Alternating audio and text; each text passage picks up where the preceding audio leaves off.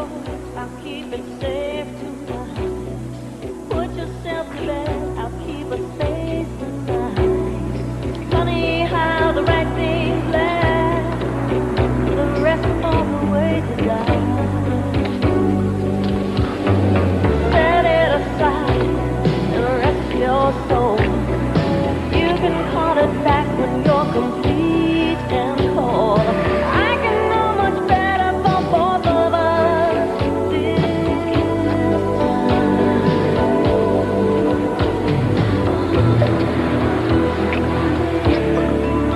And I patiently anticipate.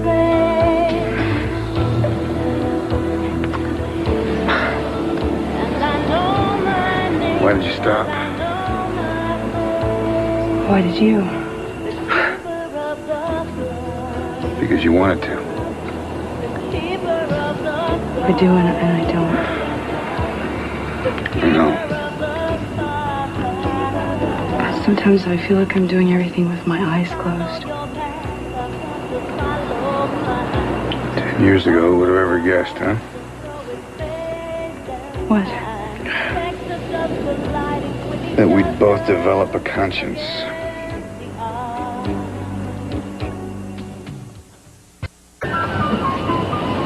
Were you thinking of this when you came to pick me up at the house today? I don't know.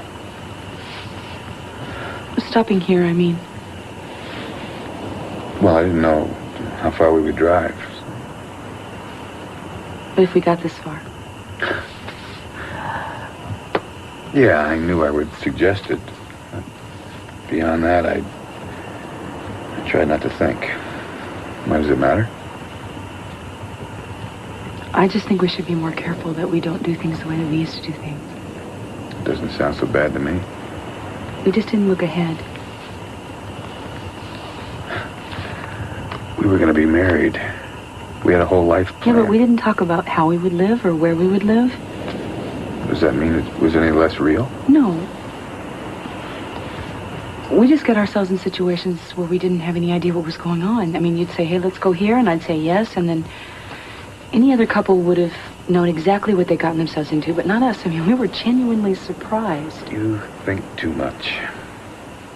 Maybe. But I don't want to get into a situation where I don't know what's happening. My life is too important for it to be accidental. I don't want to hurt you. I don't want that. But what I don't want is for everything to be so momentous. I mean, I can't pick every word and every thought with such excruciating care all the time. And I can't think everything through, because if I do, then I'm going to realize that I'm going to lose you again. It's humiliating. I mean, it's ridiculous to always feel like I'm in the face of some extraordinary choice that has to be made. Don't. I don't think of it that way. Yeah, well, I don't want to think about it at all. I don't want to wonder about when Cruz is going to come back to you and what you're going to say to him about us, what you're going to say to me, or any of that whole sad, inevitable finale. All I want to do is be with you, touch you and listen to you, and be happy for as long as you'll let me. Fool myself for as long as I can, and it's not going to end.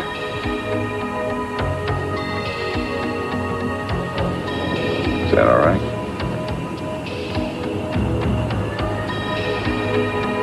Yeah, it's all right.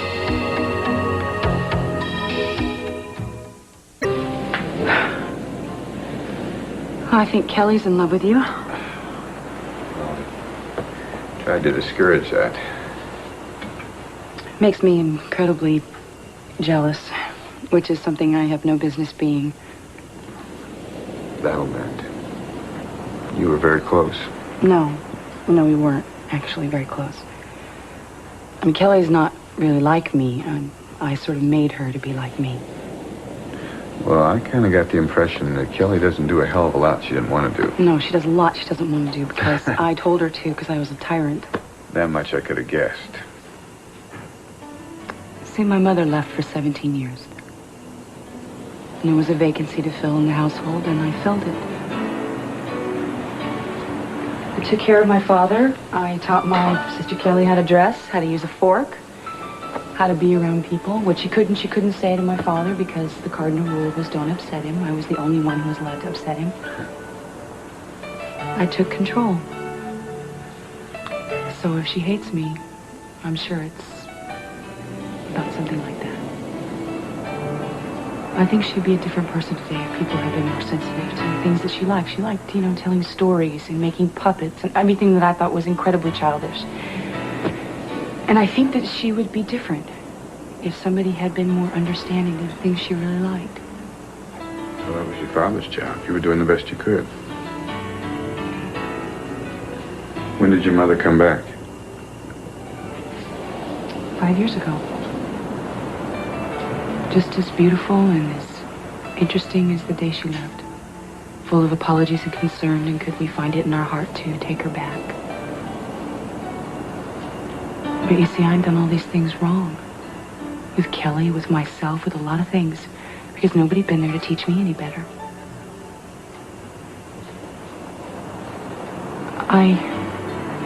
I didn't know how to accept her in my life. I mean, I hated her so much for coming back. I really thought we would have been better off if she were dead.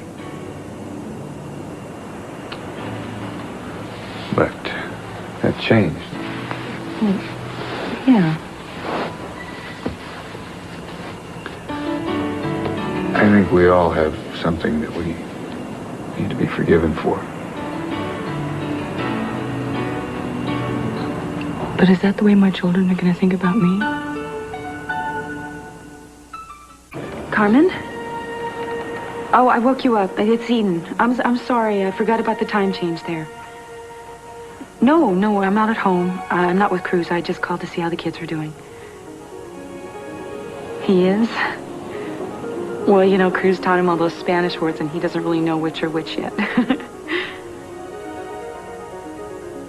Oh, she's an angel. She's always like that. Yeah, listen, I was wondering, I know you're busy, if I make the plans and the arrangements, do you think that you could bring the kids home for Christmas Eve? You would? No, it would be really, really nice.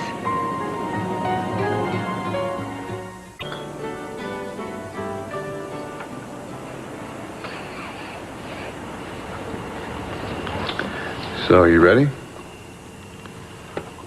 Are we leaving? Don't you want to? Well, where will you be spending Christmas? I don't know. Why? I worry about you. And all I seem to do is disappoint you. Never. Someday, I hope you get everything exactly the way you want it. Don't say that, please. I'm not talking about us. Anyway, it'll never work out. You know me, I always want more. Why are you talking like somebody who's about to say goodbye?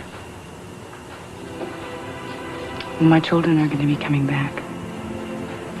I don't know when I'm going to be seeing you. You never have, right? I just keep popping into view, though, don't I? You're a strange guy. Yeah. The better I know you, the less I understand you. Well, what I think that really means is that you know me very well. Have a happy Christmas. Will you do that for me? Mm-hmm. I think maybe I ought to buy this place back. Have it bronzed and keep it under glass.